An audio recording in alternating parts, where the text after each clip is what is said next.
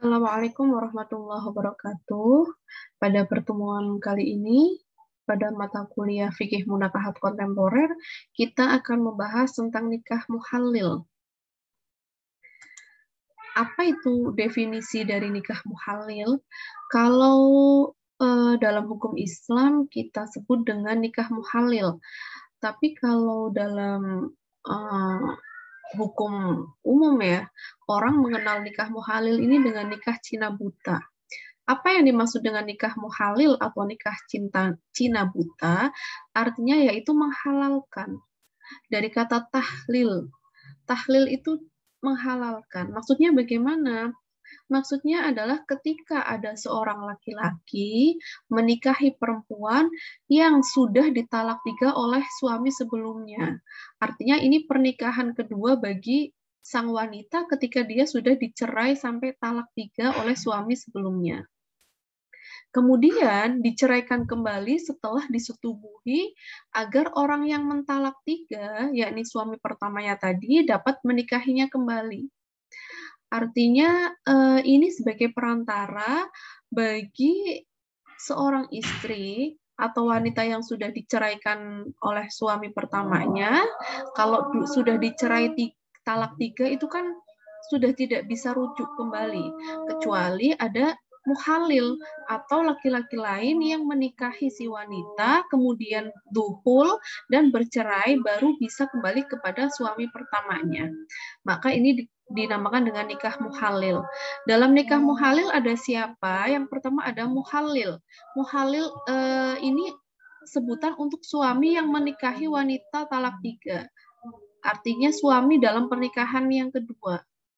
Kemudian muhalal lahu adalah suami pertama yang sudah diceraikan atau yang sudah menceraikan istrinya sebanyak talak 3. Gitu. Karena talak itu kan ada 3 tingkatan ya. Talak pertama, talak kedua, dan talak ketiga adalah talak bain. Artinya sudah tidak bisa kembali pada istrinya, kecuali istrinya sudah menikah lagi secara sempurna pernikahannya. Apa dasar hukumnya? Di sini sebenarnya terlihat ada tolak belakang antara dalil dalam Al-Quran dan dalil dalam Al-Hadis. Yang pertama adalah dalil Al-Quran, ada pada surat Al-Baqarah ayat 230, Bismillahirrahmanirrahim, fa in talaqaha fala tahillu lahu min ba'du hatta tankihal zawjan ghairah. Artinya, kalau misalkan kamu menceraikannya setelah talak yang kedua, artinya kan talak yang ketiga. Kemudian perempuan itu tidak halal lagi baginya sebelum dia menikah dengan suami yang lain. Fa in talaqaha fala junaha 'alaihima ayyataraja'a in dhanna ayyuqima hududallah.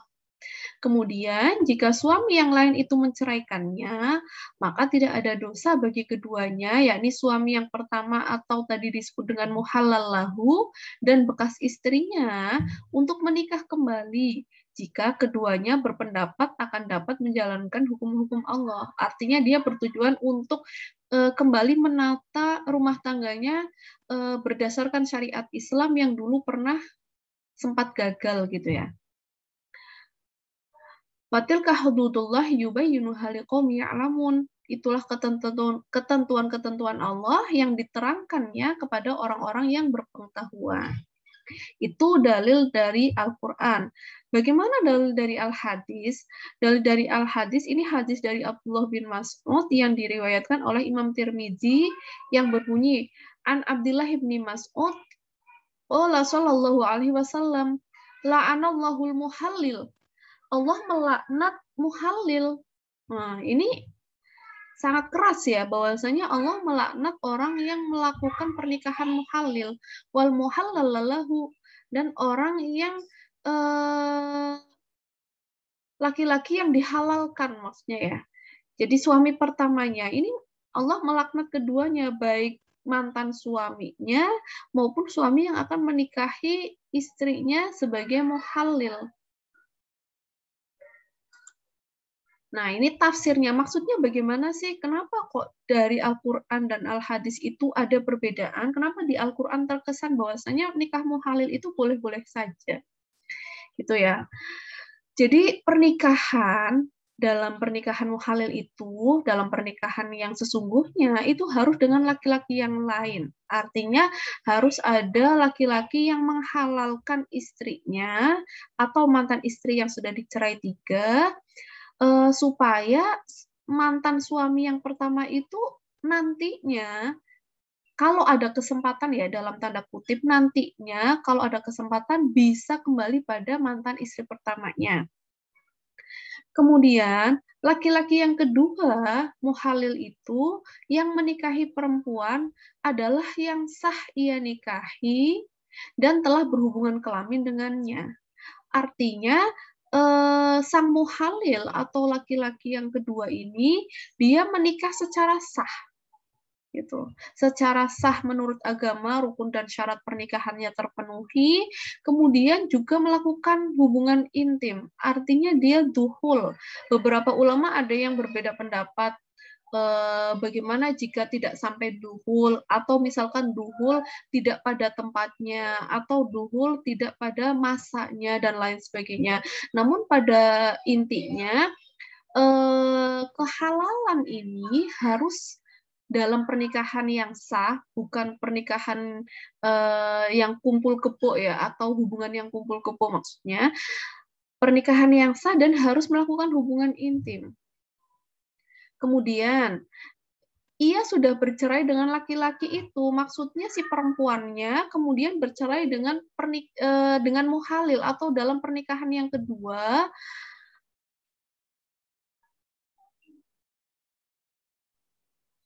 Juga dengan pernikahan yang pertamanya tadi ya, ini maksudnya pasti sudah bercerai dengan pernikahan yang pertama.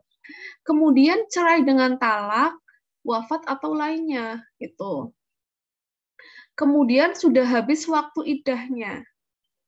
Ketika masa iddahnya sudah habis, baik dengan muhalil ataupun muhalal lahu saat pernikahan yang pertama.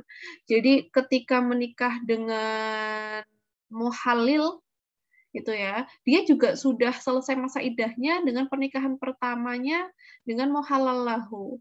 Ataupun ketika akan kembali dengan muhalal lahu, maka dia juga sudah masa iddahnya sudah habis dengan muhalil. Gitu. Kemudian maksud dari hadis laknat bagi muhalil dan muhalal lahu adalah ketika pernikahan itu berniat menjadikan muhalil untuk membolehkan menikah dengan suami pertamanya, bukan bertujuan untuk melangsungkan pernikahan yang sifatnya membentuk keluarga yang sakinah, mawaddah, dan warohmah.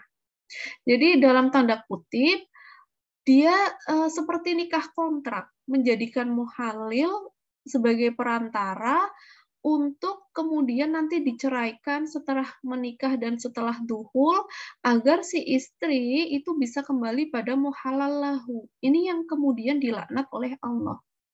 Gitu. Jadi intinya, pernikahan muhalil itu boleh. Bahkan dalam Al-Quran itu menjadi salah satu syarat agar si istri bisa kembali pada suami pertamanya. Maka pernikahan muhalil boleh. Yang tidak boleh adalah ketika nikah muhalil itu disisipi niat agar nanti setelah nikah, setelah akad dan setelah duhul, si istri itu diceraikan supaya si istri bisa kembali kepada suami pertamanya. Dan dalam prakteknya ada beberapa wilayah di Indonesia yang mempraktekkan nikah muhalil berdasarkan niat untuk menghalalkan istrinya pada muhalal lahu. Kemudian si muhalil ini mendapatkan uang. Nah, ini kan sama saja seperti nikah kontrak. Kemudian bentuk dari nikah muhalil. Ini saya gambarkan ada 2. Yang pertama syarat putus saat akad nikah. Jadi ketika dia akad nikah, dia mensyaratkan agar nanti setelah ijab atau setelah akad dan setelah duhul, maka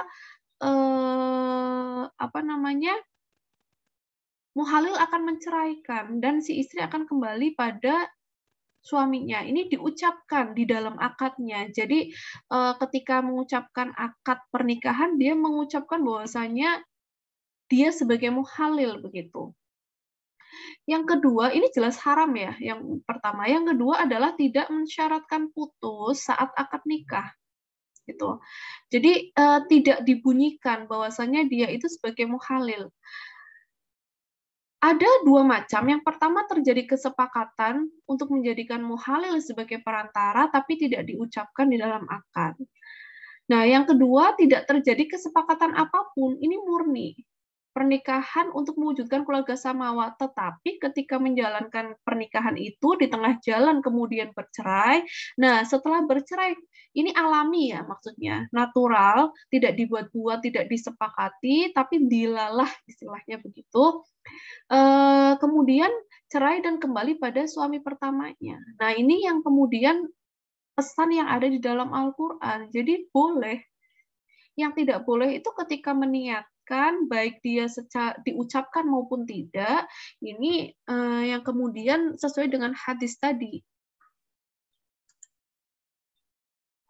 Ini ada hukum nikah muhalil, disyaratkan cerai pasca duhul, ini dia mensyaratkan, dan ini berada di luar akad, artinya tidak diucapkan di dalam akadnya. Kalau Syafi'i hukumnya makruh, tetapi pernikahannya tetap sah. Kalau Maliki, Hambali, Zohiriyah, dan Syiah, ini makruh dan pernikahannya batil. Nah, kalau kemudian disyaratkan cerai pasca duhul, dan di dalam akad artinya dia mengucapkan untuk nanti menceraikan itu pasca duhul. Kalau mayoritas ulama haram. Ini jelas haram, batil, artinya jelas-jelas tidak boleh dilakukan dan dilaknat oleh Allah. Nah, kalau menurut Imam Hanafi dan Zufar ini makruh tahrim gitu. Haram, tapi ya pernikahannya tetap sah gitu. Cuma dia akan mendapatkan keharuman sehingga mendapatkan dosa besar gitu. Nah, bagaimana nikah muhalil perspektif Undang-Undang Perkawinan nomor 1 tahun 74 dan kompilasi hukum Islam atau KHI. Perlu kita pahami bahwasanya tidak ada pasal dalam Undang-Undang Perkawinan dan KHI yang secara eksplisit atau secara jelas melarang pernikahan muhalil atau Cina buta tadi ya. Tidak ada kemudian bab atau pasal atau pembahasan yang detail. Namun dalam KHI dan Undang-Undang nomor 1 tahun 74 tentang perkawinan ini disebutkan pada dasarnya nikah itu bertujuan untuk membentuk keluarga yang bahagia, kekal, berdasarkan ketuhanan yang Maha Esa. Nah, nikah tahlil itu jelas tidak sesuai dengan filosofi ini. Gitu. Karena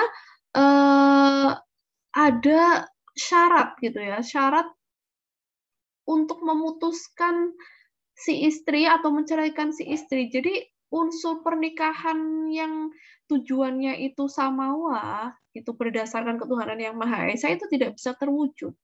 Tuh. Tapi bagaimana legal formalnya? Secara legal formal pernikahannya tetap sah, gitu. Pernikahannya tetap sah karena ini layaknya pernikahan yang biasa, terpenuhi rukun dan syaratnya dan lain sebagainya. Maka ini pernikahannya tetap sah, tapi kemudian ini tidak sesuai dengan filosofi Undang-Undang Perkawinan dan KHI. Gitu. Nah, dan apabila kemudian dia mensyaratkan di dalam akadnya berbunyi, nah itu kan dalam fikihnya jumhur mengharamkan, maka secara otomatis menurut Undang-Undang Perkawinan dan KHI ini juga tidak sejalan. Tuh.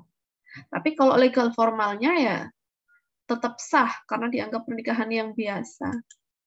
Gitu ya. Ya, syukron katsir. Hal indakum soal, ada yang mau ditanyakan silahkan, nanti bisa berdiskusi lebih lanjut. Terima kasih. Wassalamualaikum warahmatullahi wabarakatuh.